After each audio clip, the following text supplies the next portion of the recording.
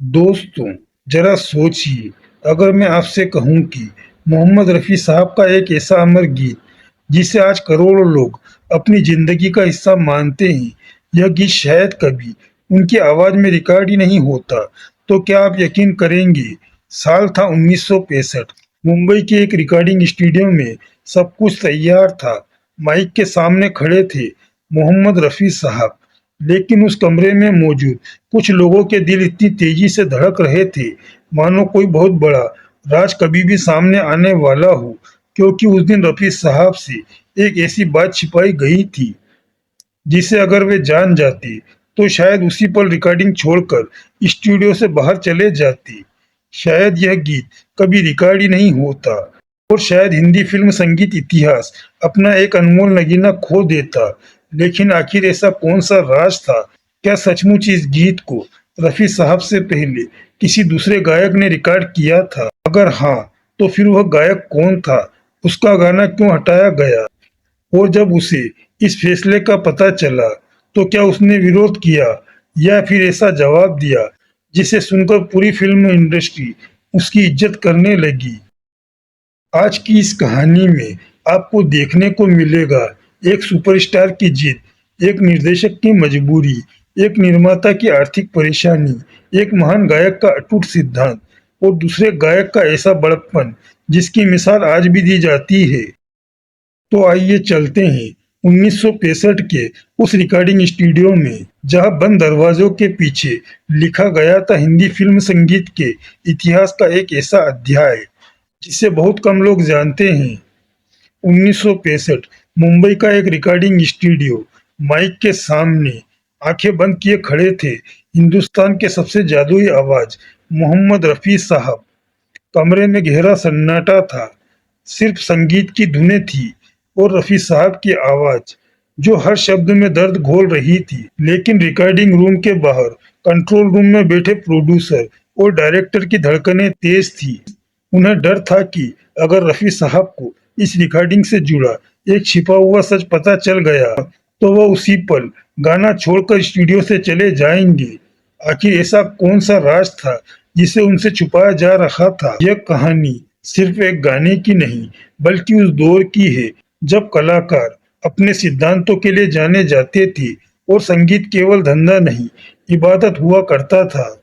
इस कहानी की शुरुआत होती है 1965 में बन रही फिल्म भीगी रात से। फिल्म में मीना कुमारी, प्रदीप कुमार और अशोक कुमार जैसे बड़े कलाकार थे। सब कुछ ठीक चल रहा था, लेकिन अचानक निर्देशक कालिदास और अशोक कुमार के बीच किसी बात को लेकर इतना बड़ा विवाद हो गया कि शूटिंग बीच में ही रोकनी पड़ी। एक दिन नहीं, पूरे 10 दिनों तक सेट पर सन्नाटा पसरा रहा। आखिरकार मीना कुमारी ने बीच बचाव किया, मामला शांत हुआ।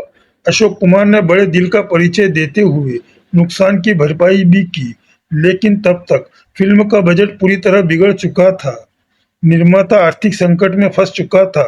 फिल्म लगभग पूरी हो चुकी थी, लेकिन एक सबसे महत्वपूर्ण गीत अभी रिकॉर्डिंग होना बाकी था। संगीतकार रोशन ने इस गीत के लिए बेहद खूबसूरत और कठिन धुन बनाई थी। शुरू में तय था कि इसे मोहम्मद रफ़ी गाएंगे, लेकिन निर्माता ने साफ कह दिया कि अब उनके पास रफ़ी साहब की फीस देने के लिए पैसे नहीं बचे हैं। मजबूरी में फैसला लिया गया कि यह गीत किसी दूसरे गायक से रिकॉर्ड करवाया जाए।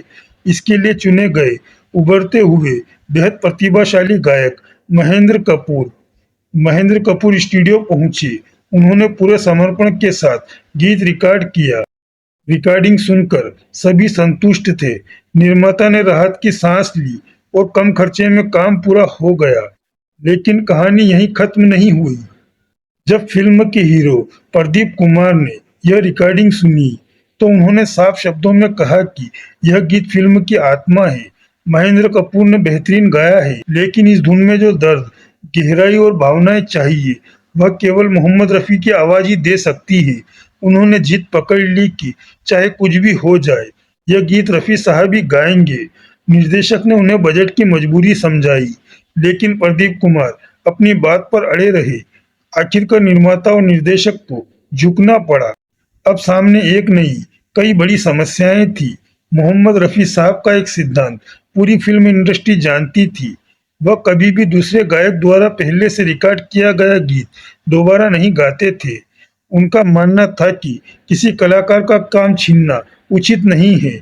यदि उन्हें पता चल जाता कि यह गीत पहले महेंद्र कपूर रिकॉर्ड कर चुके हैं, तो वह तुरंत मना कर देते। यही कारण था कि फैसला लिया गया कि यह बात रफी साहब से छिपाई जाएगी। रिकॉर्डिंग का दिन आया। रफी साहब स्टूडियो पहुंचे। उन्हें बताया गया कि यह फिल्म का अंतिम गीत है। उन्होंने बिना कोई सवाल किए माइक संभाला, आंखें बंद की और गाना शुरू किया। दिल जो न कह सका वही राज़े दिल कहने की रात आई। जैसे जैसे उनकी आवाज स्टूडियो में गूंजती गई, वहां मौजूद हर व्यक्ति मंत्रमुग्ध हो गया।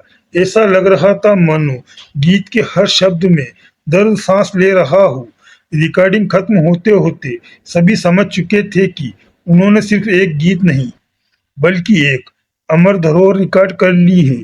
सबसे बड़ी राहत की बात यह थी कि रफी साहब को इस पूरे राज की भनक तक नहीं लगी, लेकिन सच ज्यादा दिनों तक छिपा नहीं रहता। कुछ समय बाद महेंद्र कपूर को पता चला कि उनका रिकॉर्ड किया हुआ गीत हटाकर उसी गीत को मोहम्मद रफी की आवाज में रिकॉर्ड किया गया है। जिसने भी यह खबर सुनी, उसे लगा कि अब विवाद होगा। आखिर किसी भी गायक के लिए अपने रिकॉर्ड किए हुए गीत का हट जाना बहुत बड़ी बात होती है, लेकिन महेंद्र कपूर ने जो कहा उसने हर किसी का दिल जीत लिया। उन्होंने मुस्कुराते हुए कहा, अगर मेरा गाया हुआ गीत हटाकर उसे मोहम्मद रफी साहब की आवाज में रिकॉर्ड किया गया है, तो सोचिए वह गीत कितना महान बन गया होगा। ना कोई शिकायत, ना कोई गुस्सा, ना कोई नाराजगी। यही उस दौर के कलाकारों की महानता थी। प्रतिस्पर्धा थी, लेकिन सम्मान उससे कहीं बड़ा था। फिल्म भीगी रात का वह गीत आगे चलकर हिंदी सिनेमा के सबसे यादगार गीतों में शामिल हो गया। आज भी जब दिल जो न कह सका सुनाई देता है, तो ऐसा लगता है जैसे रफी साहब सीधे दिल से बात कर रहे हो। इस पूरे किस्से में तीन लोगों की भूमिका सबसे अहम रही। प्रदीप कुमार की जीत, निर्देशक कालिदास का लिया गया जोखिम और महेंद्र कपूर का बड़ा दिल। इन तीनों की वजह से दुनिया को रफी साहब की आवाज में एक ऐसा गीत मिला जो समय की हर कसौटी पर खरा उतरा। मोहम्मद रफी सिर्फ एक गायक नहीं थे, बल्कि एक एहसास थे। उनकी आवाज में ऐसी सच्चाई थी जो सीधे दिल तक पहुंचती थी। शायद यही वजह है कि आज भी दशकों बाद उनके गीत उतने ही ताजा, उतने ही भावुक और उतने ही अमर लगते हैं। कुछ गीत सिर्फ सुने नहीं जाते, महसूस किए जाते हैं। दिल जो न कह सका भी उन्हीं गीतों में से एक है। एक ऐसा गीत जिसके पीछे छिपा यह अनकहा किस्सा उसे और भी खास बना देता है।